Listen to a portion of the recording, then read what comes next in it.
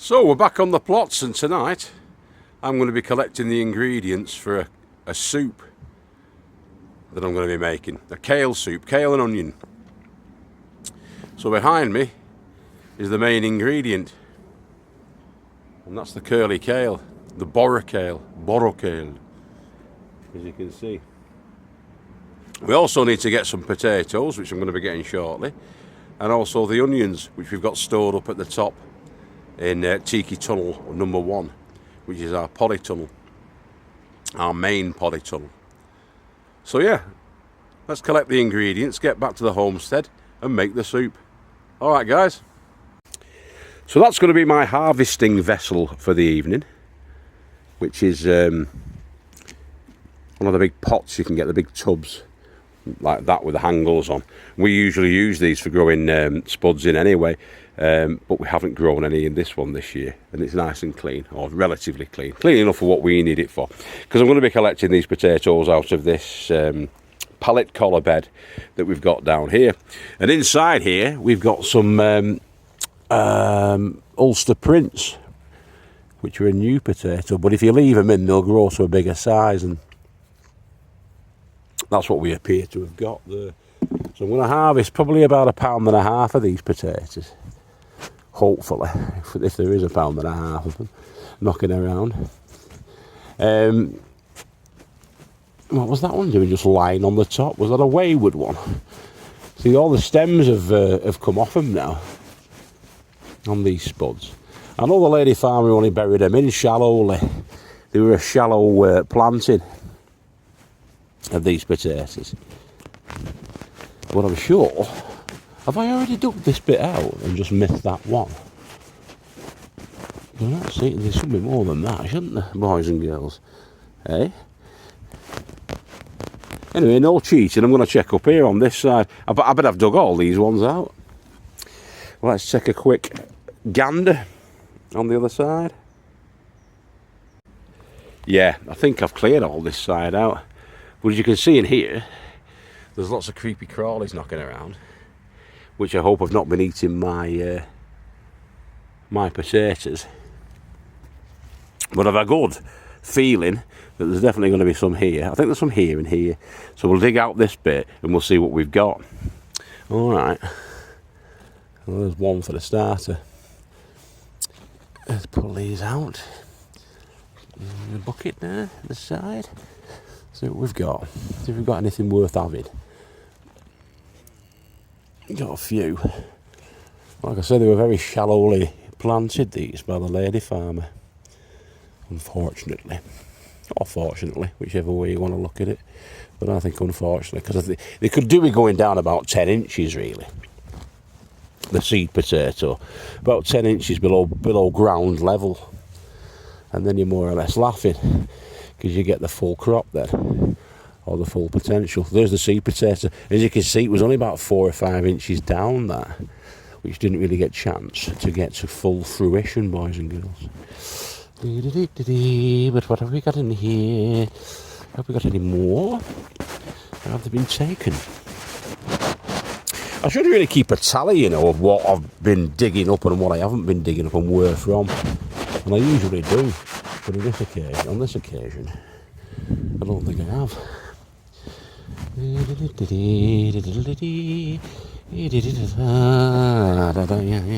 Yeah. Disgrace myself there, aren't I, boys and girls? Let's get these in the bucket and I'll dig out some from here. Because I think this might be the last of the batch from this bed. Because they weren't particularly planted to my standards, Lady Helen. But at least we're getting spuds out of it. It's not been a fallow bed, because we have had some fallow beds this year. It's just not as productive as you'd really want. I'll be honest with you about that, guys. Oh, we got some here. There's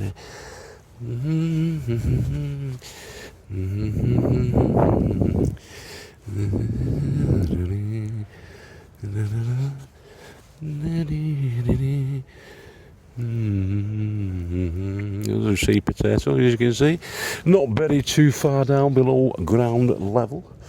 Unfortunately, boys and girls. But there you go. What can you do? What can you do when your clogs let water in, guys? Yeah, get new. Yeah, they'll get them fixed. They'll get new clogs, isn't it? One of the two. Anyway, I'll carry on. I'll dig them all out of here, and we'll see what we've got. Because I reckon we've got a good £1.5 to £2. Yeah, so that's well more than enough spuds for my requirements. About £3.5 there. As you can see, it's peeing down now, though, boys and girls. Time this wrong, gonna, eh? Let's get inside. Get inside and get some onions picked. Picked off the shelf, that is, where they've been curing. These need to be taken out of here now, though, and perhaps platted up in some description. Well, I'll take some onions. I'll get these big uns that are fit to burst. We'll get them out of the way. Listen to that rain, eh? Woo! It's coming down persistently now, guys. Persistently. Get a 4. At random. Right, next. Kale. Kale. Now the tenderest ones are up at the tops where the new growth's coming through, the new sort of leading growth is coming through. But we need to take some of these as well, because waste not, want not. This is beginning to shade out that cabbage there, that round head cabbage there as well. So we'll take the leaf from this plant. We'll need quite a bit of this for our needs, for our soup-based needs. So I'm going to get quite a lot of that off. And just the beauty of this Bora kale is that the leaves just snap off like that. But the unfortunate side effect of having Bora kale is it gets covered in them at this time of year, which is whitefly. So they'll need a thoroughly good washing when they get back to the homestead. But we'll collect some of them. I'll practically fill that up with the kale, and then I'll get back to you. Okay. You can see little particles flying around in the air. It's the whitefly. But I've noticed that on the sort of younger leaf, it's not as prevalent. But the older ones, yeah, they're a pain in the backside, the whitefly. But we don't like to use any inorganic fluids. Insecticides, we don't like to use them. Although I could potentially get away with it in here, because I don't think there's going to be many ladybirds in here. Because of course the insecticides will affect our friends the ladybirds and lacewings and things like that we want in the garden. So I try and keep it to a minimum if I can. Anyway, we've got our harvest, so let's get home, back to the homestead, and get some soup made. All right, guys.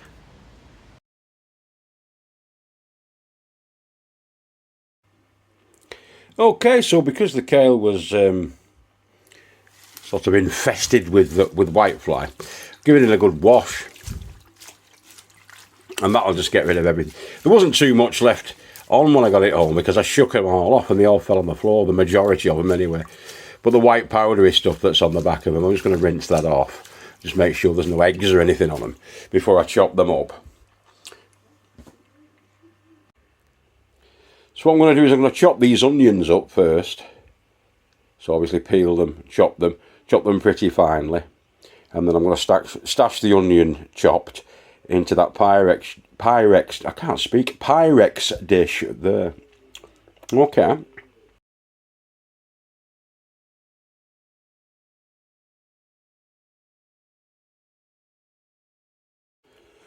Well, next the kale. Now I'm going to cut the actual spine from the kale, leaving just the kale leaf, because it's less cellulose and it just digests easier. So that's all I'm going to do. I'm going to trim with the knife, trim the spine out, and leave the leaf itself. Essentially just like that. So the spine's been removed, and you're just left with the leaf. That's going to be chopped up, not very finely chopped, but into about 1 centimetre cuts, cutting thusly. And then that curly kale leaf then will be ready to add. Yeah, so with the spines removed, it's just easier to digest, and it's cut into, as I say, around about 1 centimetre strips or ribbons. Okay, now that's about 1/3 of what we actually harvested. As you can see in there, there's still a lot. So what I'm going to do there is I'm going to just prepare that by stripping it into the leaf, part boiling it, and then freezing it in freezer bags. So we can reuse it again. I might give the kids a couple of stalks because they love kale. But yeah, apart from that, we're going to have enough to do about 2 more big soup boils with that. And that's just that from that one sort of harvest that we did. One plant, if you like. So the third ingredient is about 5, in fact exactly 5, of those kind of medium-sized new potatoes that we've got, the Ulster Prince. So again, they're going to get washed. I'm going to put 4 cloves of that garlic in there as well with it, with the onions. But yeah, let's get these potatoes washed first. So they've had a good wash, but they haven't been peeled, and they won't be getting peeled because I'm just going to leave the skins on. Most of the nutrition in the potato is in the upper layer. You get the starches and what have you inside, but on the skin and close to the surface of the skin is where you find your nutrition. There's twice as much by weight, twice as much vitamin C in a potato than there is in an apple. So they can be deceptively healthy, the humble spud. All I'm going to do with those now, as I say, I'm not going to skin them. I'm just going to half them. And that really is just so that they'll cook down quicker when we do the boil up, and more evenly. Okay, so first in, we'll be putting the onions and the garlic. I've just roughly chopped up the 5 cloves of the garlic that we're going to be adding in. So the alliums do go in first, and we sort of brown those off and help to caramelise them before we put the other ingredients in. So it's the onions and garlic in first, and then we'll be adding in the potatoes once these are sautéed and we've added a little bit of water. So potatoes then will be covered by water, and then we'll let that boil until the potatoes are slightly soft. And when they're pretty much halfway cooked, then we'll add in the kale.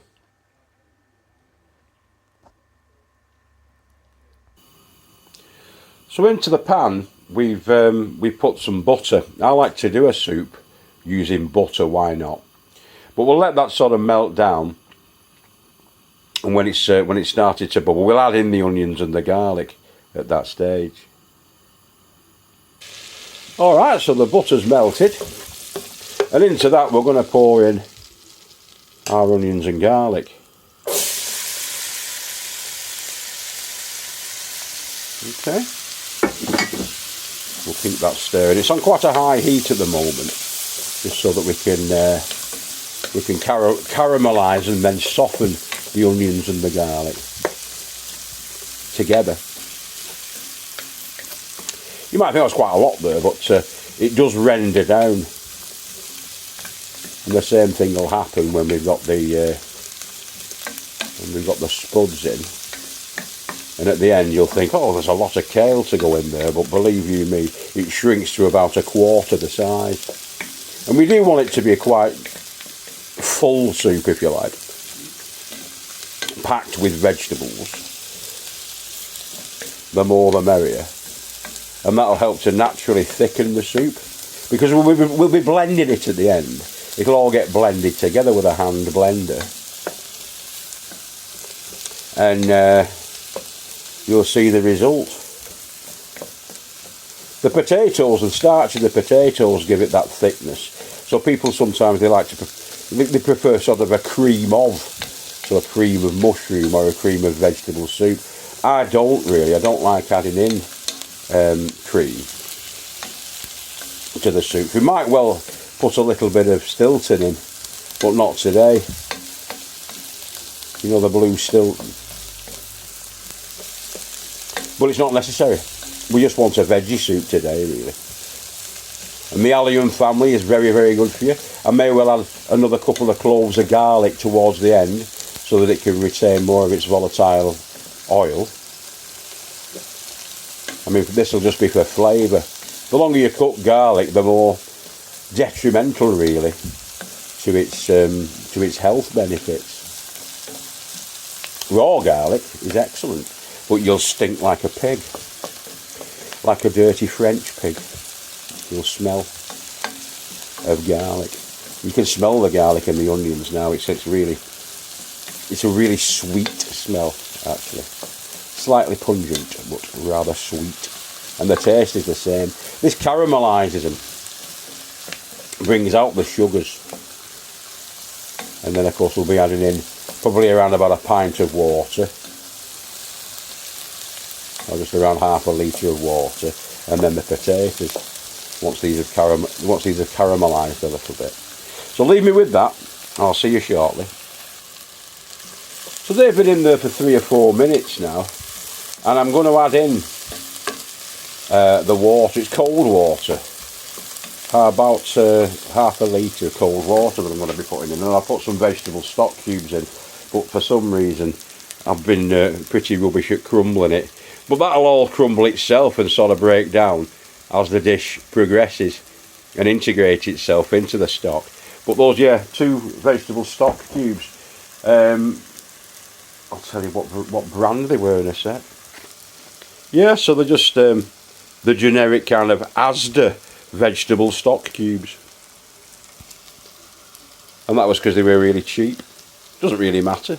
The vegetable stock cubes. So this is a vegetarian dish. It's not a vegan dish because we've used butter, but I think a soup's no good unless you use butter.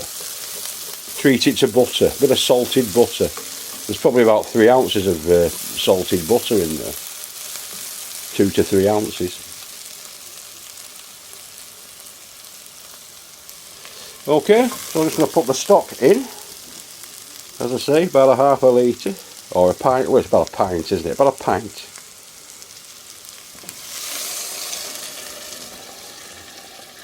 And there you go. That'll cool it down. Stop the cooking process.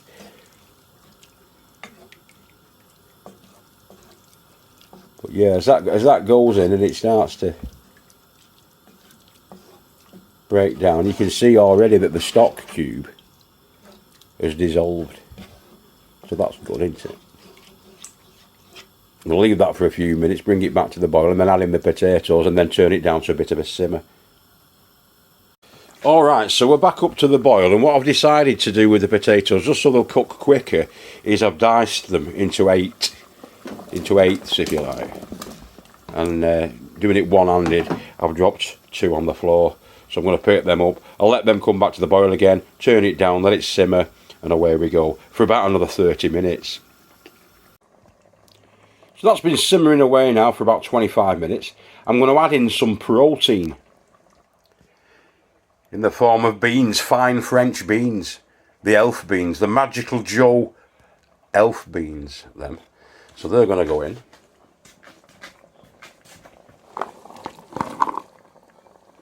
And we'll let them simmer for another 5 minutes and let them sort of soften down a little bit before we add the kale in.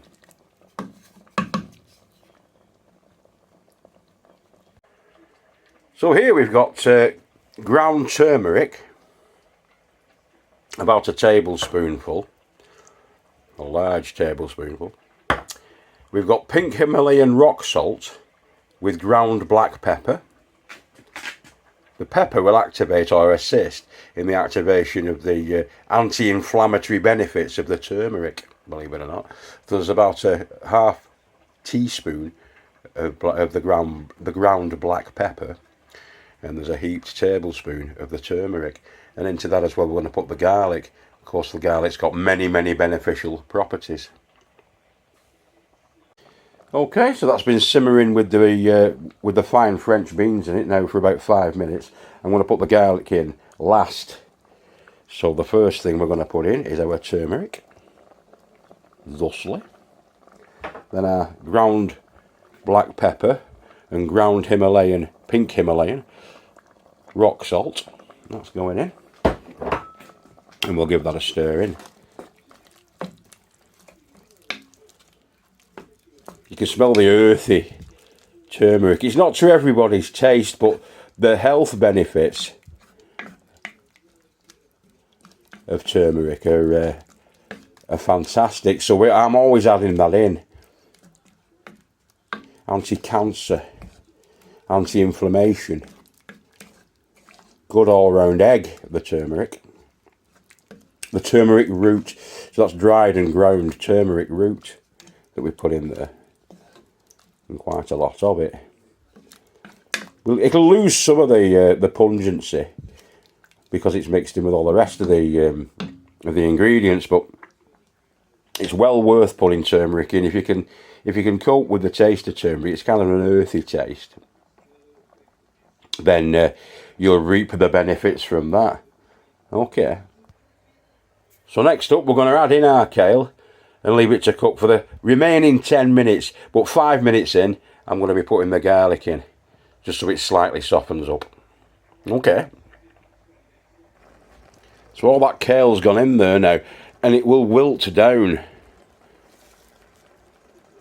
Yeah, it'll soften, it'll wilt, it'll shrink by about 2/3, actually.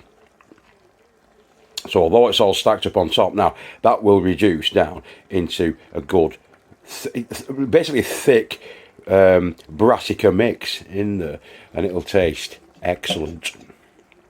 So we'll give that 10 minutes. So that's going to need about another 5 minutes, and as you can see, the kale has really rendered itself down there. It's shrunk dramatically. I'm just going to put the garlic in now and give that a stir in. Plenty of garlic. No vampires in this house. And if they were, they'd soon be put off by that. So we're going to give that another 5 minutes, and then she's ready to go, ready to blend. Okay, that's ready now. I'm going to turn the heat off. And that's taken around about 50 minutes, a little short of 50 minutes actually, about 49 minutes from flash to bang. That's from sautéing the garlic and the onions at the beginning in the butter to what you see right there, and that's all ready for the mixing now. I'm going to put it into a blender and we're going to give it a blend up until it's a fine soupy consistency. So we let it cool down until it was kind of lukewarm, and then I've just been using the hand blender there to mix it all down. That's about the right sort of coarseness that I want. So it's like a thick soup. Lovely.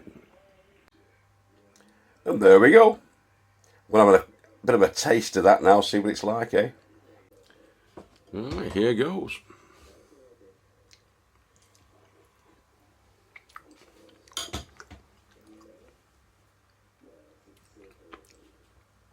Yeah, that's good. That's good. You can taste the garlic in it. But yeah, well worth it. Very nutritious. It's packed with all kinds of compounds and minerals and vitamins that are extremely good for the body. And it tastes good too. So try it out, boys and girls.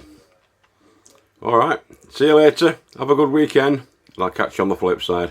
Bye bye now.